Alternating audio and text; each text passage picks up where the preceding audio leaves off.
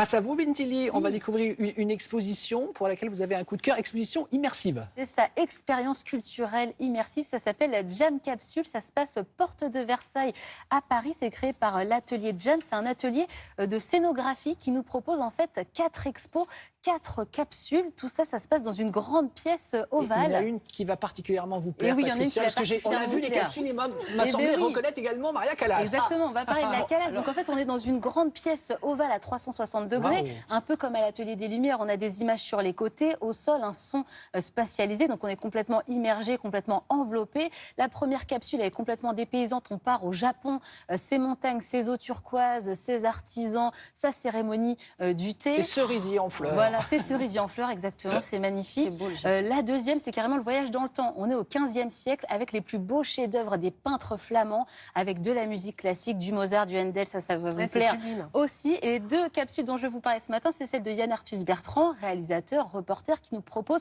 ses plus belles images. Donc c'est très humain, beaucoup de nature. On parle aussi bien sûr d'écologie. Et la dernière, c'est pour vous, Patricia, ce matin, c'est cadeau. Elles sont toutes pour moi. Exactement, mais surtout celle-ci, une capsule sur la Callas avec des photos d'archives, des interviews en français, en anglais. Elle se livre comme jamais. Donc là, c'est comme si vous étiez à un spectacle de la Callas. C'est comme si on était à l'opéra avec elle. C'est vraiment sublime. Je vous y emmène, regardez.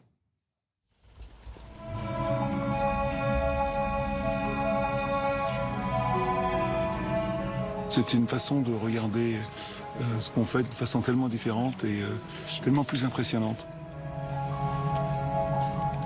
On a voulu raconter la beauté du monde. C'est bien sûr les arbres, les glaciers, la montagne, la mer, mais la beauté, en fin de compte, du monde, c'est les gens qui s'engagent. C'est ça que j'ai voulu montrer, une espèce d'amour de la vie, et de ceux qui font, ceux qui partagent, ceux qui aiment. Le dispositif, il est assez simple en fait. On est dans un ovale avec une surface au sol sur laquelle on projette de la lumière, de la vidéo. Tout autour, vous avez un mur qui est légèrement incliné vers l'intérieur pour donner une sensation d'immersion un peu supérieure, un peu plus forte. Et autour, vous avez un dispositif sonore pour envelopper les visiteurs avec l'œuvre.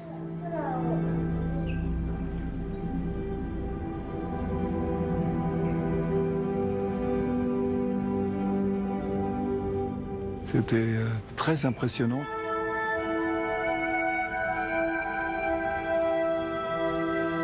Sur là, un petit peu secoué, voilà. Le principe, en fait, d'une capsule, c'est d'essayer d'immerger le visiteur dans une histoire, dans une œuvre. Chaque auteur a une histoire à partager et on lui propose cette palette, c'est une sorte d'écrin dans lequel il a la possibilité de s'exprimer. La Callas, par exemple, sont des images d'archives. Et l'idée, pour Tom Wolfe, qui est le réalisateur, c'était de pouvoir partager sa passion pour la Callas.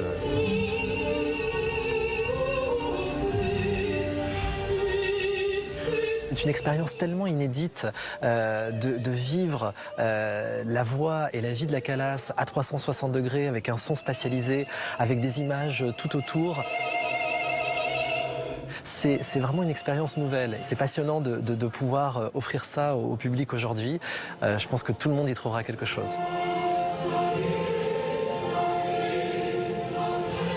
Alors ça a l'air vraiment très beau. Alors juste rappelez-nous, Bintili, si on veut y aller, c'est où, jusqu'à quand, et est-ce qu'il y a des conditions particulières? Alors ça s'appelle Jam Capsule, c'est porte de Versailles à Paris. Les capsules sont complètement indépendantes les unes des autres. Donc vous réservez en ligne, vous pouvez en voir 1, 2, 3, ou alors vous prenez carrément le pass, les 4. Sachez que ça dure 50 minutes, une capsule. C'est une sorte de mini-documentaire. Donc si vous voulez faire les 4, c'est un marathon de presque 4 heures. Je l'ai fait hier après-midi.